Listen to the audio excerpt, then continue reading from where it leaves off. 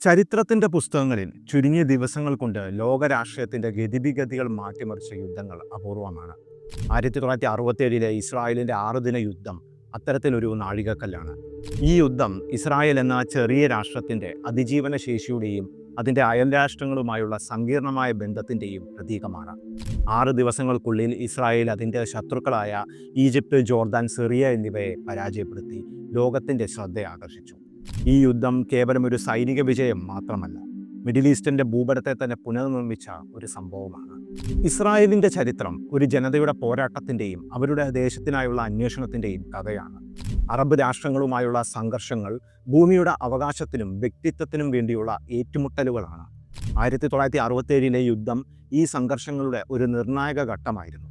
ഈ യുദ്ധത്തിൻ്റെ വിജയം ഇസ്രായേലിന് പുതിയ പ്രദേശങ്ങൾ നൽകിയെങ്കിലും അത് പുതിയ വെല്ലുവിളികളും സൃഷ്ടിച്ചു. മലയാളി പ്രേക്ഷകർക്കായി ഈ യുദ്ധം ഒരു രാഷ്ട്രത്തിൻ്റെ ധൈര്യത്തിൻ്റെയും സങ്കീർണമായ രാഷ്ട്രീയ യാഥാർത്ഥ്യങ്ങളുടെയും ഒരു പാഠമാണ്.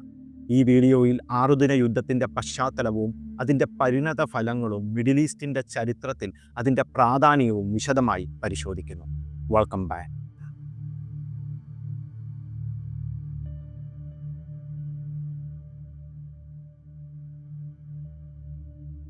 ഇസ്രായേൽ എന്ന ആധുനിക രാഷ്ട്രത്തിൻ്റെ ഉത്ഭവം 1948 ബ്രിട്ടീഷ് മാൻഡേറ്റിൻ്റെ അവസാനത്തോടെ. എന്നാൽ ഈ ഭൂമിയുടെ ചരിത്രം ആയിരക്കണക്കിന് വർഷങ്ങൾ പഴക്കമുള്ളതാണ്. യഹൂദ ജനതയുടെ പുരാതന ദേശമായ കനാൻ ബൈബിളിലും തോറയിലും വിവരിക്കപ്പെട്ടിരിക്കുന്നു. റോമൻ ഭരണകാലത്ത് യഹൂദർ പലസ്തീനിൽ നിന്ന് പലായനം ചെയ്യപ്പെട്ടെങ്കിലും അവർ ഈ ഭൂമിയോടുള്ള ആത്മീയ ബന്ധം ഒരിക്കലും ഉപേക്ഷിച്ചില്ല. 19-ാം നൂറ്റാണ്ടിൽ യൂറോപ്പിൽ യഹൂദ വിരുദ്ധത വർദ്ധിച്ചതോടെ സയനിസ്റ്റ് പ്രസ്ഥാനം ശക്തി പ്രാപിച്ചു. തിയോഡർ ഹെർസൽ തുടങ്ങിയവർ യഹൂദർക്കൊരു ദേശീയ ഭവനം സ്ഥാപിക്കണമെന്ന ആശയം മുന്നോട്ട് വെച്ചു. 1897 ആദ്യ സയനിസ്റ്റ് കോൺഗ്രസ് പലസ്തീനിൽ ഒരു യഹൂദ ദേശം സ്ഥാപിക്കാനുള്ള പദ്ധതികൾ ആവിഷ്കരിച്ചു. 1-ാം ലോകമഹായുദ്ധത്തിന് ശേഷം ബ്രിട്ടന് പലസ്തീൻ്റെ മാൻഡേറ്റ് ലഭിച്ചു. 1917 ബാൽഫോർ പ്രഖ്യാപനം യഹൂദർക്ക് പലസ്തീനിൽ ഒരു ദേശീയ ഭവനം സ്ഥാപിക്കാനുള്ള പിന്തുണ പ്രഖ്യാപിച്ചു. എന്നാൽ ഇത് പ്രാദേശിക അറബ് ജനതയിൽ അമർഷം സൃഷ്ടിച്ചു. അവർ ഈ ഭൂമിയെ തങ്ങളുടെ പൈതൃകമായി കണ്ടു, യഹൂദ കുടിയേറ്റത്തെ എതിർത്തു. 1947 ഐക്യരാഷ്ട്രസഭ പലസ്തീനെ 2 രാഷ്ട്രങ്ങളായി വിഭജിക്കാൻ തീരുമാനിച്ചു.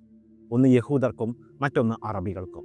യഹൂദർ ഈ പദ്ധതി സ്വീകരിച്ചെങ്കിലും അറബ് രാഷ്ട്രങ്ങൾ ഇതിനെ എതിർത്തു. 1948 മെയ് 14 ഇസ്രായേൽ എന്ന രാഷ്ട്രം പ്രഖ്യാപിക്കപ്പെട്ടു. അടുത്ത ദിവസം തന്നെ Egypt, Jordan, Syria, Lebanon, Iraq എന്നീ അറബ് രാഷ്ട്രങ്ങൾ ഇസ്രായേലിനെ ആക്രമിച്ചു. ഈ യുദ്ധം 1948 അറബ് ഇസ്രായേൽ യുദ്ധമായി അറിയപ്പെടുന്നു. ഇസ്രായേൽ വിജയിച്ചെങ്കിലും അറബ് പലസ്തീൻ ജനതയ്ക്ക് ഈ യുദ്ധം ഒരു ദുരന്തമായി മാറി. കാരണം ലക്ഷക്കണക്കിന് പലസ്തീനികൾ അഭയാർത്ഥികളായി. 1950കളിലും 1960കളിലും ഇസ്രായേലും അറബ് രാഷ്ട്രങ്ങളും തമ്മിലുള്ള ശത്രുത വർദ്ധിച്ചു. 1956 സൂയസ് പ്രതിസന്ധി. ഈജിപ്തിൻ്റെ president Gamal Abdul Nasser Suez canal ദേശസാൽക്കരിച്ചപ്പോൾ ഉടലെടുത്തു.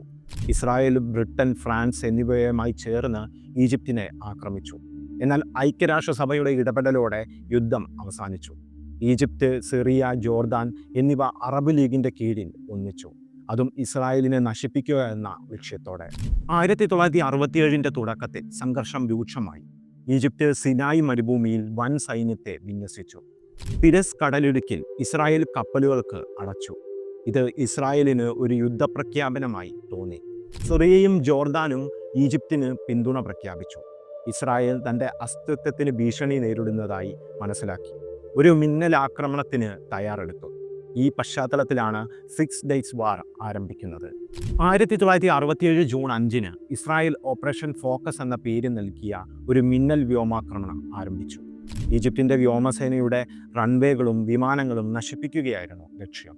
രാവിലെ 7:45 ഇസ്രായേൽ വ്യോമസേന 200-ലധികം വിമാനങ്ങൾ ഉപയോഗിച്ച് ഈജിപ്തിൻ്റെ 18 വിമാനത്താവളങ്ങളെ ആക്രമിച്ചു.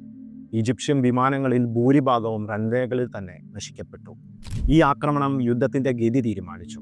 കാരണം ഈജിപ്തിൻ്റെ വ്യോമസേന ഫലപ്രദമായി നിഷ്ക്രിയമായി.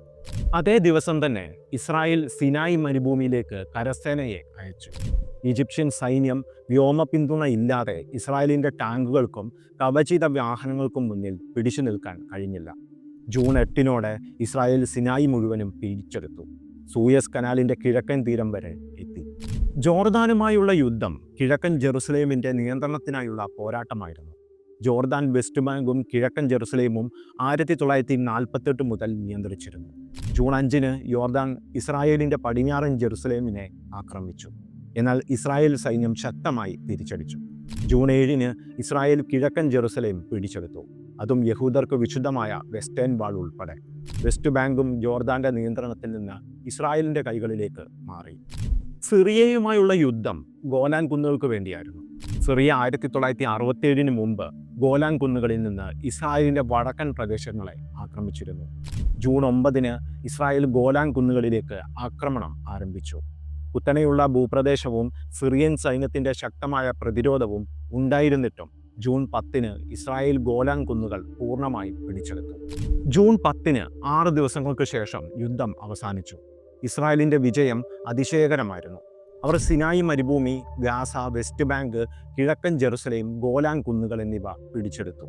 അവരുടെ ഭൂപ്രദേശം 3 ഇരട്ടിയാക്കി. ഈജിപ്തിൻ്റെ 80% വ്യോമസേനയും ലക്ഷക്കണക്കിന് ടൺ സൈനിക ഉപകരണങ്ങളും നശിക്കപ്പെട്ടു. ഇസ്രായേലിൻ്റെ നഷ്ടം താരതമ്യേന വളരെ കുറവായിരുന്നു. ഈ വിജയത്തിന് പിന്നിൽ ഇസ്രായേലിൻ്റെ മികച്ച തന്ത്രവും സൈനിക ശേഷിയും ഏകോപനവും ഉണ്ടായിരുന്നു. ഇസ്രായേലിൻ്റെ വ്യോമസേന പ്രീ എംപ്റ്റീവ് സ്ട്രൈക്ക് എന്ന തന്ത്രം ഉപയോഗിച്ച് ശത്രുവിൻ്റെ ശക്തി തുടക്കത്തിൽ തന്നെ ദുർബലമാക്കി.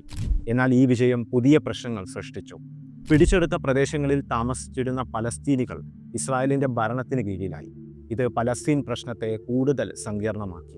1967-ലെ 6 ദിന യുദ്ധം ഇസ്രായേലിൻ്റെ ചരിത്രത്തിലെ ഒരു നിർണായക വഴിത്തിരിവായിരുന്നു. ഈ യുദ്ധം ഇസ്രായേലിൻ്റെ സൈനിക ശക്തിയുടെയും തന്ത്രപരമായ മികവിൻ്റെയും പ്രകടനമായിരുന്നു. സിനായി, ഗാസ, വെസ്റ്റ് ബാങ്ക്, കിഴക്കൻ ജെറുസലേം, ഗോലാൻ കുന്നുകൾ എന്നിവ പിടിച്ചെടുത്തതോടെ ഇസ്രായേൽ ഒരു പ്രാദേശിക ശക്തിയായി ഉയർന്നു. എന്നാൽ ഈ വിജയം പുതിയ വെല്ലുവിളികൾ കൊണ്ടുവന്നു. പലസ്തീൻ ജനതയുടെ അവകാശങ്ങൾ, അഭയാർത്ഥി പ്രശ്നം, അറബ് രാഷ്ട്രങ്ങളുമായുള്ള ശത്രുത എന്നിവ ഇന്നും മിഡിൽ ഈസ്റ്റിനെ സംഘർഷിതമാക്കുന്നു. മലയാളി പ്രേക്ഷകർക്ക് ഈ യുദ്ധം ഒരു രാഷ്ട്രത്തിൻ്റെ അതിജീവനത്തിൻ്റെ കഥ പറയുന്നു. ഇസ്രായേലിൻ്റെ വിജയം ഒരു ചെറിയ രാഷ്ട്രത്തിൻ്റെ ധൈര്യത്തിൻ്റെയും ഐക്യത്തിൻ്റെയും പ്രതീകമാണ്. എന്നാൽ ഈ വിജയം സമാധാനത്തിൻ്റെ തുടക്കമല്ല, മറിച്ച് കൂടുതൽ സങ്കീർണമായ രാഷ്ട്രീയ പ്രശ്നങ്ങളുടെ ആരംഭമായിരുന്നു. ഇന്ന് മിഡിൽ ഈസ്റ്റിൽ സമാധാന ശ്രമങ്ങൾ ഈ യുദ്ധത്തിൻ്റെ പാരമ്പര്യത്തിൽ നിന്ന് മുക്തമല്ല.